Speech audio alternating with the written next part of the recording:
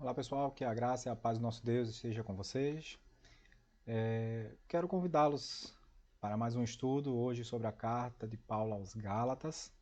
Temos como alvo de lição reconhecer a importância de abandonar a velha vida para viver a liberdade de Jesus, sentir-se confiante na decisão que tomou de seguir a Jesus e ajudar uns aos outros a viver a liberdade dada por Jesus. A gente percebe que a concentração desse estudo está em cima da liberdade cristã que encontramos na pessoa de Cristo Jesus. No contrário que muitas pessoas pensam, né, que o cristão é aquele que vive amarrado, que vive preso, não. É aquele que não vive segundo os padrões deste mundo. E aí, para iniciar, eu gostaria de dizer que Gálatas talvez seja um dos primeiros escritos do Novo Testamento. E por que só depois de quase 20 anos da morte de Cristo é que os escritos começaram a ser redigidos? Lembre-se que depois da ascensão de Cristo, a gente tem um período, né, de expectativa, né, que Cristo voltasse de maneira iminente. Não esperava-se que a segunda vinda de Cristo fosse passar muito tempo, então não se preocuparam então em fazer registros. Como não cabe a gente definir a data, o dia, a hora, percebeu-se que com o passar do tempo algumas versões do texto, né, principalmente quando a gente fala de evangelho, já estavam sendo criadas, né, narrativas alternativas, e agora a gente percebe a necessidade de se escrever. Paulo, quando estava nas suas viagens missionárias, ele seguia dessas viagens com cartas de orientativas para as igrejas. Então a gente vai perceber essa característica. Né? Então Gálatas ele tem uma data provável entre 48 e 49 depois de Cristo. É possivelmente, né, como eu disse a vocês, a primeira epístola de Paulo. É um belo compêndio de ensino sobre a salvação pela graça de Cristo. A epístola é a expressão exata da liberdade cristã por meio da fé. E também é chamada a Carta Magna da Liberdade Cristã. Por que assim liberdade cristã por meio da fé? Porque havia muitos judaizantes naquele período, a gente vai ver um pouquinho mais à frente, que tentavam introduzir os novos crentes no judaísmo. E aí vivendo pela lei, não pela graça de Cristo Jesus. A gente adianta um pouquinho quando passamos para essa parte da visão panorâmica. A carta está dentro do grupo, né, dessas epístolas paulinas. O autor, o próprio Paulo, a data, como eu já disse a vocês, entre 48 e 49 depois de Cristo. Paulo estava em Antioquia da Síria nesse período. É um local provável para poder ter escrito essa carta. Né? Não há certeza em relação ao local, mas a carta chegou. O bom é que a carta chegou. O alvo são judeus e gentios da Galácia, né? Lembrando que Galácia é aquela região onde Paulo trabalhou, né? E onde tem os Gálatas. Né? O Gálatas é quem mora na Galácia. A expressão-chave é liberdade cristã e o versículo Gálatas 5:1. Foi para a liberdade que Cristo nos libertou, portanto, permaneçam firmes e não se deixem submeter novamente ao jugo da escravidão. Veja aqui como Paulo é bem enfático nesse capítulo 5 e faz uma síntese perfeita, né, do que ele veio trabalhando ao longo do seu da sua escrita, né? Então aqui a gente tem um esboço, né, dividido em três partes, uma carta de apenas 6 capítulos. Na primeira parte ele fala sobre a sua autoridade apostólica, na segunda parte sobre a justificação pela fé e finaliza, né, com a necessidade de santificação. Depois a gente vai falar passo a passo, né, de cada parte, né, dessa estrutura da carta. Mas resumindo, né, Paulo na primeira parte confirma e defende a sua autoridade apostólica. Lembre que Paulo veio posterior à escolha dos 12. Paulo explica e ilustra cuidadosamente que a justificação é somente pela fé. Nós somos salvos pela fé. Como é que as pessoas eram salvas no Antigo Testamento? Pela fé em Deus. Abraão foi salvo pela fé, Moisés foi salvo pela fé, Elias foi salvo pela fé. Então a gente vai perceber essas características, né, da salvação de Deus. É sempre pela fé. E na terceira etapa, né, que é a necessidade de salvação, Paulo mostra que a liberdade em Cristo não nos isenta da santificação na vida cristã. É isso que a gente precisa perceber. Né? Nós não somos livres para pecar, somos livres para viver debaixo da graça do Senhor, né, em santificação. E esse processo ele começa do dia da nossa conversão até o dia em que nós nos encontraremos de novo com o nosso Pai. Em uma sentença, o resumo, né, da carta ficaria da seguinte maneira: Paulo comunica a libertação do pecado pela graça e não pela lei. Lembra daquele probleminha lá com os judaizantes? Era aqui que estava acontecendo. É por isso que a gente resume dessa maneira: é pela graça, não é pela lei. A lei, ela identifica o que está com falha em nossas vidas, nos mostra caminhos para que a gente mesmo expurgue o nosso pecado por meio dos sacrifícios. A graça não, o próprio Deus, ele já nos reconhece como pecadores e que precisamos desse sacrifício, e ele mesmo ofereceu esse sacrifício em nosso lugar, o sacrifício perfeito. As circunstâncias da escritura, né, se dão assim no decorrer de 30 anos em que se passaram entre a conversão perto de Damasco e a prisão em Roma.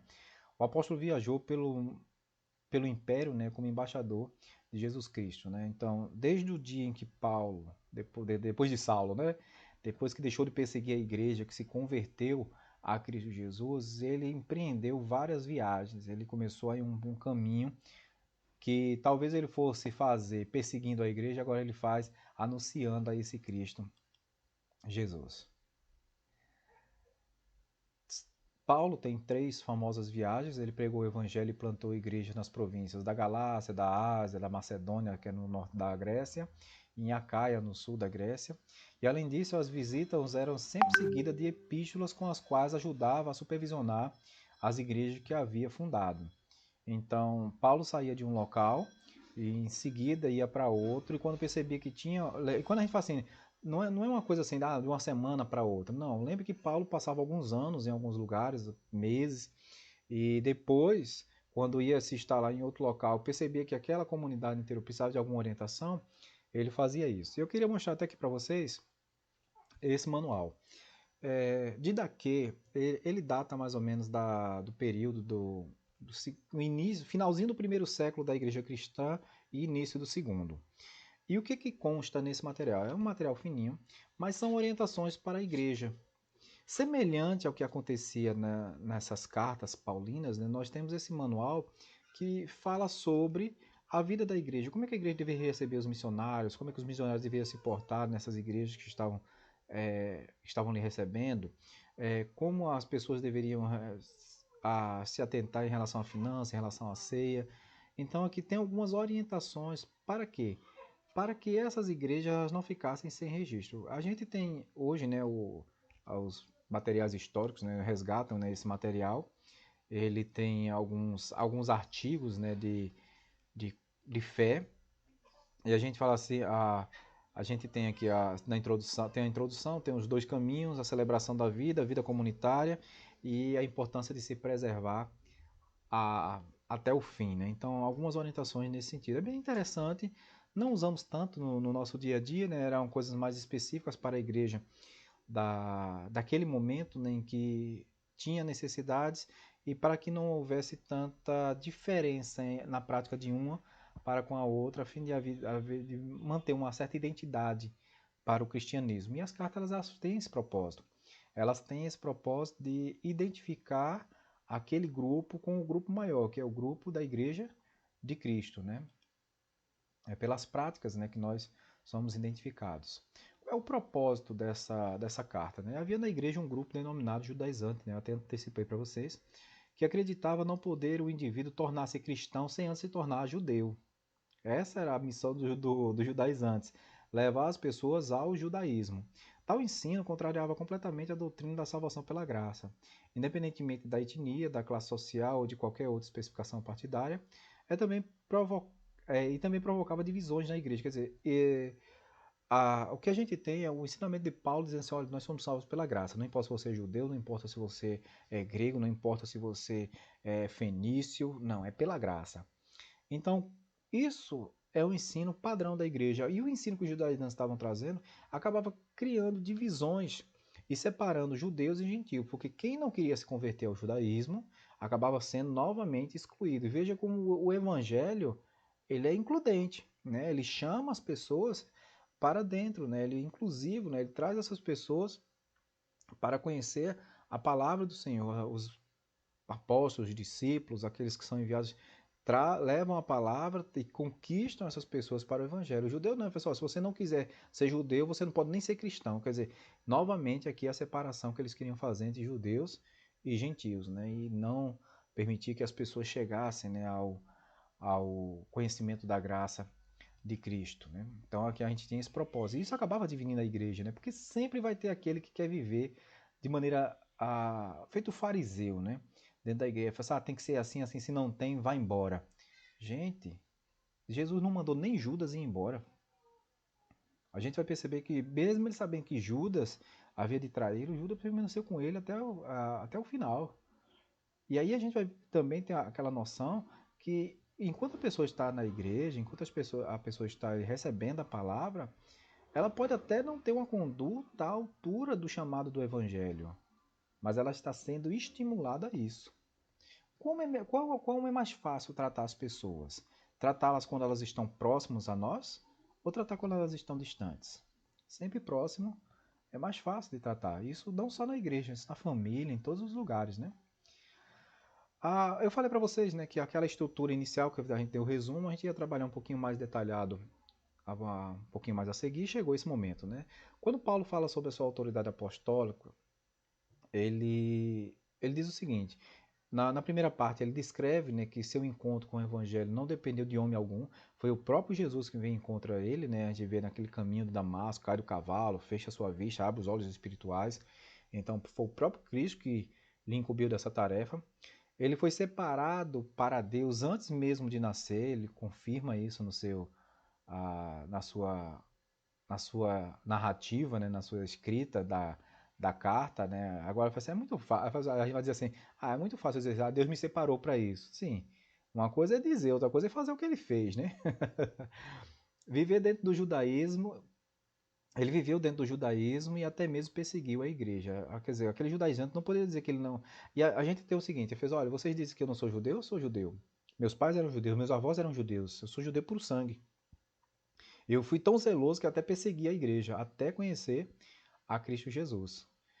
Ele foi vocacionado no caminho de Damasco, né, como antecipei já para vocês.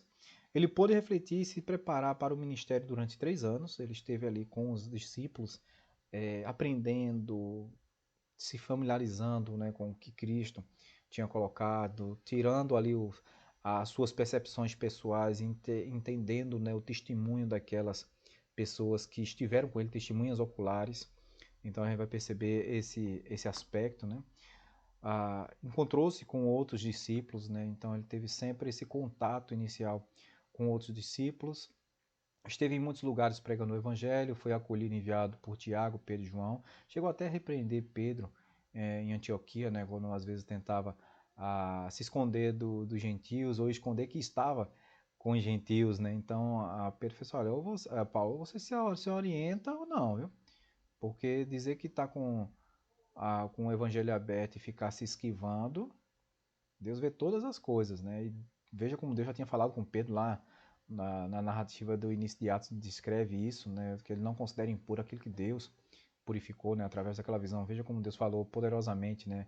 Ali Pedro ainda dando vacilo, né? Mais à frente. E Paulo chega e diz, opa, preste atenção para que você não seja encontrado em falta, né? Quando a gente passa para a segunda etapa, né, da carta, a gente vai ver a questão da justificação pela fé somente. Paulo exorta os gálatas por terem cedido às heresias, abandonaram a graça, perverteram o evangelho, negaram a exclusividade do evangelho, extrapolaram os limites do evangelho, né? Porque é isso que acaba acontecendo, a gente acaba descaracterizando. Sempre que a gente permite que haja uma mistura de outras confissões religiosas com as nossas, a gente acaba descaracterizando o evangelho de Cristo. Paulo diz, olha, se não for o evangelho que a gente lhe pregou, seja considerado anátema. Então, assim, se não tem nada a ver com esse evangelho, cuidado com isso, né? A gente continua percebendo na terceira também etapa da carta, entendendo que primeiro Paulo defende a sua autoridade apostólica. Segundo, ele fala a justificação é pela fé. E eu quero dizer uma coisa a vocês. Uma árvore a gente conhece pelo fruto. Não adianta dizer que é bonzinho se o fruto não mostra isso. Então é necessário que o crente ele esteja sempre em um processo de santificação. Para quê? Para que os seus frutos sejam frutos santos, sejam frutos santificados para mostrar diante das pessoas. A graça, ela liberta o homem não para pecar, mas para viver em santidade no Espírito. Paulo ensina que a vida cristã exige um padrão de santidade. Por isso o apóstolo lembra que existe um grande conflito na vida cristã, que é aquele problema, né, entre a carnalidade e a espiritualidade. Se a gente não tomar cuidado, e veja que quem quer trazer ensinos diferentes vai ser, isso não tem problema não, isso é coisa de antigamente, faça a sua vida, porque ele quer número, ele não quer qualidade, ele quer quantidade. As igrejas que estão aí lotando por aí, muitas vezes tem aberto mão, né, dessa realidade. As pessoas fazem o que quer, não tem mais compromisso com o evangelho, eles vão, assistem a um culto, eles não prestam um culto ao Senhor. Então a gente tem que tomar cuidado com isso, porque todas as vezes que se afrouxa na questão das doutrinas bíblicas, se abre mão para a carnalidade, as pessoas fazem o que querem dentro da igreja, né? E isso é um problema. E veja aqui como ele fala, lá a partir do versículo 19 do capítulo 5, como há uma distinção entre as obras do Espírito e as obras da carne, né? Eu vou carregar aqui todas as, as faixas, né? Então a gente tem obras da carne: prostituição, impureza, lascívia, idolatria, feitiçarias, inimizades, porfias, ciúmes, iras de discórdia, dissensões, facções, invejas e bebedices, glutonarias e outras coisas semelhantes, né? Então, quer dizer, essas características que Paulo está colocando aqui, ele fez, olha, preste atenção a todas elas. Porque se há no seu meio, é obra da carne. Agora ele diz, olha, quanto outras coisas que não há julgamento, a lei não fala nada contra isso, fala contra essas coisas que nós percebemos aqui, mas não contra essas, contra as obras do Espírito, que é o amor, a alegria, a paz, longanimidade, benignidade, bondade, fidelidade, mansidão, domínio próprio. Ela não fala nada contra isso, ela fala contra isso aqui. Percebam, meus queridos, que nós vivemos nessa obra do Espírito Santo, nós vivemos o fruto do Espírito Santo, fruto no singular. Fala assim, eu tenho amor, ou tenho alegria, mas não tenho amor, tenho paz, mas não tenho bondade. Não existe isso. Ou você tem tudo ou não tem. Mas pode ser que algumas coisas precisem ser desenvolvidas, sim. Tem partes da nossa personalidade que precisam ser ainda tratadas. Mas o fruto do Espírito, você se alimenta dele por completo. Você não escolhe um e rejeita o outro. Tem que ter por completo. Não é à toa que é fruto, é no singular. E aí o segredo de uma vida vitoriosa é o seguinte, é crucificar a carne e andar no Espírito. Aí Gálatas 5,16 diz, andai no Espírito e jamais satisfareis as concupiscências da carne. Aqui que a gente precisa se agarrar, né? Andar no Espírito, né? E aí a gente finaliza dizendo o seguinte, que estudar Gálatas é fortalecer a convicção de que o ser humano só pode ser justificado pela fé em Jesus Cristo. E que é o próprio Deus que nos dá o dom da fé para a salvação. É tudo dele e por ele, viu? Não pense que é diferente, não. É ele que coloca a fé nos nossos corações, é ele que vem ao nosso encontro, é ele que realiza a obra da salvação em nossas vidas. Não somos nós mais que apresentamos os sacrifícios. Não somos nós mais que subimos ao lugar de adoração para apresentar os sacrifícios e ali pedir perdão pelos pecados. Nós encontramos o perdão na pessoa de Cristo e ele ofereceu o sacrifício no nosso lugar. O sacrifício já está posto. O que eu preciso é só dizer assim, eu aceito esse sacrifício e entrego a minha vida a Cristo Jesus. A carta é também extremamente prática e ela nos desafia, né, a ter uma vida cristã diária, uma vida cristã no Espírito. Que a gente possa realmente meditar no que a gente aprendeu, né, sobre essa carta, leia a carta dos Gálatas, a gente consegue fazer essa leitura em poucos minutos e eu tenho certeza que Deus vai falar poderosamente ao seu coração. Na próxima semana nós vamos estudar Efésios, outra carta linda, linda, linda. Então, se quiser já antecipar a leitura, fique à vontade e na próxima semana a gente se encontra para estudar Efésios. Deus abençoe você e até domingo que vem.